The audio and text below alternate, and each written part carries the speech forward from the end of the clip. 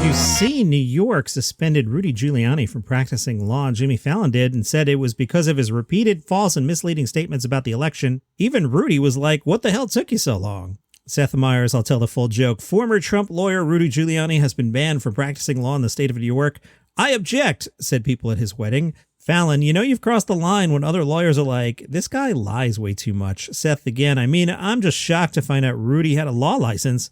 I bet Rudy is too. Colbert, this is a dramatic fall from grace. In the city he was famously the mayor of, Rudy Giuliani can no longer practice law. And if the last year has proven anything, it's that when it comes to law, Rudy needs a lot of practice. That's bad. It's just bad. It's not a good joke. Colbert, how's he going to eat? More likely drink. Well, if he needs cash, he could always sell the fracking rights to his skull. Fallon, it's a mixed bag for Rudy. The bad news, he can't practice law in New York. The good news, he can't defend himself at his next trial. Steve Carell is set to star in The Rabbit Factor. This is a new comedy movie from Amazon Studios. Deadline tells us that The Rabbit Factor is based on the Finnish novel of the same name. The dark comedy follows Henry, who will be played by Steve Carell, who's an insurance mathematician who calculates every part of his life down to the last decimal place. However, when he suddenly loses his job and inherits a financially struggling adventure park from his brother, Henry finds that he can't predict everything, including repaying debts to criminal lenders and a bubbling romantic relationship. That sounds complicated. Amy Schumer's got a new show. No, not the one that they've been filming on Long Island. I tell you, it's going to be canceled. This is a different one. This one is from HBO Max. It is called Amy Learns To... and it stars actress and comedian Amy Schumer. It will document her introduction to a collection of new skills and crafts. 8 episodes will take place in her husband's hometown of Martha's Vineyard, where she will partake in a number of first-time activities. Okay, this screams Vanity Project. This sounds like, oh yeah, we'll just wing a show to be funny. Yeah, we'll hang out with my friends in Martha's Vineyard. This sounds like HBO Max wants to be in the Amy Schumer business and doesn't care how they get there. Let me read this to you again. The 8-episode series will take place in her husband's hometown of Martha's Vineyard, where she will partake in a number of first-time activities, whether it be diving for clams, selling real estate, or performing a magic trick. Viewers will watch Schumer face new challenges head-on. I have an idea for a show. It's called Johnny Mac Fantasy. Episode 1, we follow Johnny Mac to the beach where he reads a book and listens to podcasts all day. Episode 2, he goes to Paris and gets some bread, and so on and so on. I mean, that is what Amy is doing here. A Suit says, we are thrilled to be working with Amy again. She is sure to surprise and amaze us with her willingness to push boundaries and try something new, always with a hilarious spin. There's no way this is good. This is going to be 2 bombs by Amy Schumer. Write it down. She's going to be mad at me. I speak the truth. I know it, you know it. This doesn't sound good, and the other thing doesn't sound good. I'm sorry. I speak the truth.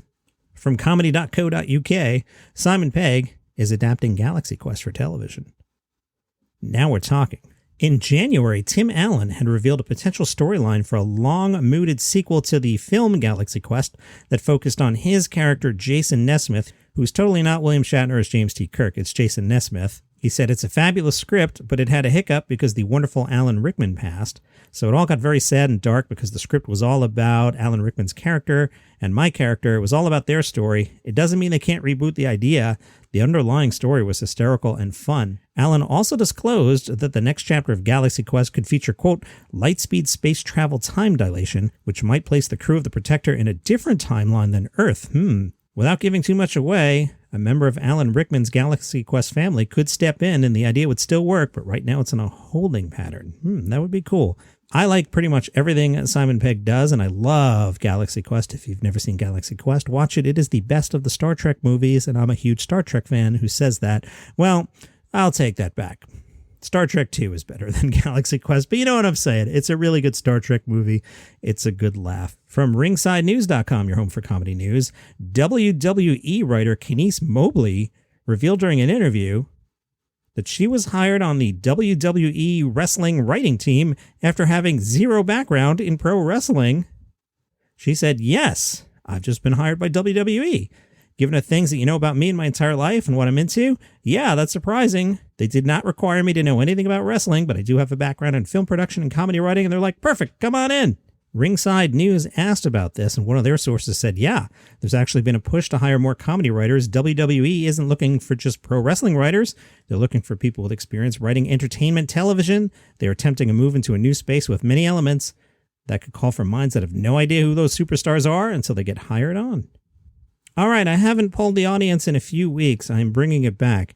This week, it's Daily Comedy News Food Fight. My question for you, would you rather have George Lopez tacos or Jim Gaffigan's pulled pork sandwich from his YouTube series, Let's Get Cooking? So you're going to go to Instagram at Daily Comedy News. You're going to find the picture I have of George Lopez tacos and Jim Gaffigan, and you're going to tell me your choice. If you had to eat one thing, would you rather have George Lopez tacos or Jim Gaffigan's pulled pork sandwich? Think about this. Go to Instagram at Daily Comedy News, George Lopez tacos versus Jim Gaffigan's pulled pork sandwich. You know the deal. You write something funny. I read it on the show. We build a community. I get some free content. We get a bit out of this. Play along. Instagram at Daily Comedy News.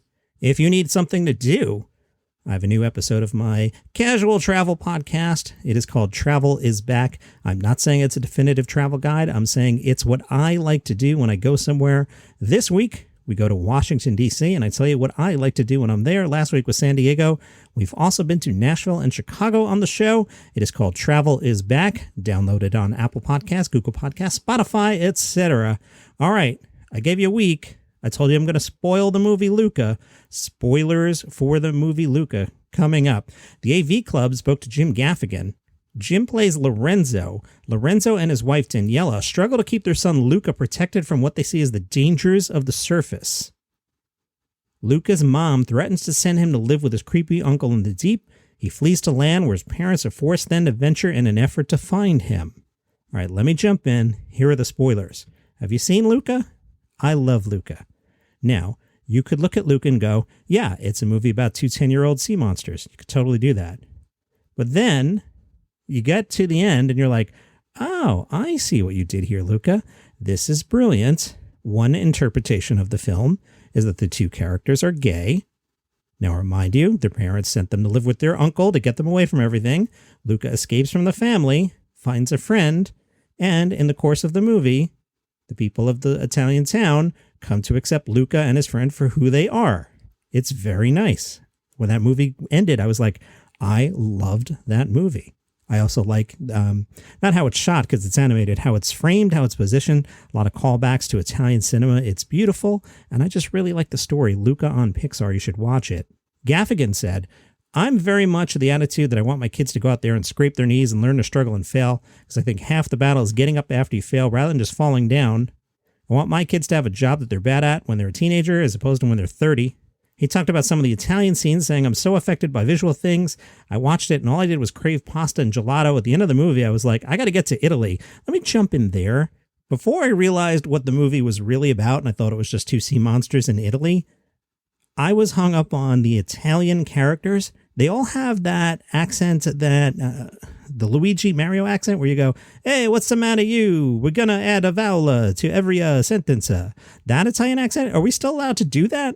That took me by surprise. I'm going to tell you a story. I'll tell you tomorrow because I don't have time. Actually, I have to jump on a conference call in 3 minutes. So this podcast is about to end, about some stuff we did back at Sirius that I don't think we could do anymore. Anyway, Gaffigan said, I've got to go to Italy. When we go on vacation, that's where we want to go. We don't want to go to a tourist trap and buy the tourist food. We want to go to some small room and get a pasta dish that someone just made feet away. Gaffigan did not, in this interview, get into the deeper themes of Luca, but they're there, and I love the film. Luca on Pixar, you should watch it. All right, I got a conference call. I got to go. This is your comedy news for today. Follow the show on Spotify, Google Podcasts, Apple Podcasts, wherever you get your shows. Back tomorrow, and I'll leave myself a note to tell the serious story. Bye.